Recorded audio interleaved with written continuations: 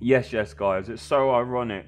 I had to use this article just now. I got stressed out because I recorded a whole video and my microphone must have been like brushing up against my beard or something because it just come out all weird, man.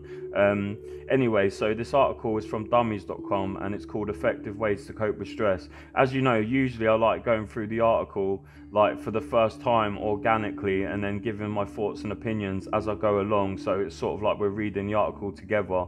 But seeing as that's not the case, I've had a bit of an advantage to like add my own comments. But you know, I don't want to be like big-headed, but I added some really good like comments and anecdotes and stuff, and now that feels kind of ruined. Anyway, this is from Dummies.com, which is the everything for, blah blah blah for Dummies book series website. So, effective ways to cope with stress. I'm getting stressed already, man. Right, so stress is a constant in everyone's life. Nobody is immune from stress-inducing events and situations. Here are a few tips for dealing with stress in your life. 1.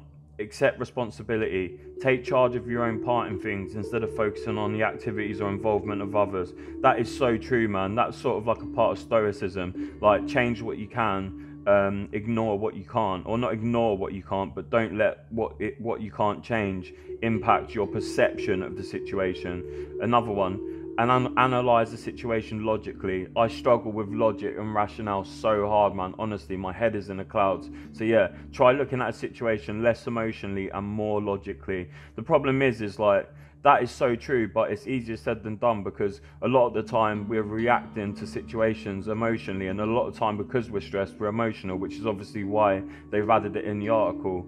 But it's a lot easier said than done, man. When something serious is going down, like, it's hard not to be emotional about it. But if you can analyze the situation logically and, you know, step outside yourself, I suppose, like, it's sort of like how doctors and nurses, they you know, like, they try and like separate themselves emotionally from patients, because if when the patients die or get really hurt, it will really impact them, so they look at the situation more logically than emotionally, which I guess that it takes a little bit of practice to do when you're in that field, like of medicine. Anyway, another one, gather information. The more we know, the better we're able to cope. Find out as much as you can about your situation and what can be done about it. Yeah, man, like, do some investigating. Find out why this situation is happening. Like, really try and you know, dig deep and unravel the mystery of the situation you're in, and then you'll be able to tackle it. Okay, so reappraise or reframe the situation. Look at the situation from a different perspective and try to see the positive side of things. Yeah, man, that is so true, and that's sort of like stoicism as well. Like, not to bang on about stoicism, it's just I've done a video on it like the other day. But yeah, like, look at, it's all about perspective, really. Like, for instance, like in a video I just done, that was for basically about stress as well. It said something like, if you're in the line for the checkout, in England we call it the queue. If you're in the queue, and it's taking ages, instead of getting really stressed out about it, use that time to do something interesting, like read a book or listen to a podcast on your phone. So that is so true, man. Look at a situation from a different perspective and try to see the positive side of things. That's like stoicism. So, you know, like, an example for me would be when I can't sleep and I'm laying there in bed, and I get out of bed when I can't sleep because of my bipolar disorder. I can be there in bed trying to sleep for hours on end, and it's just impossible.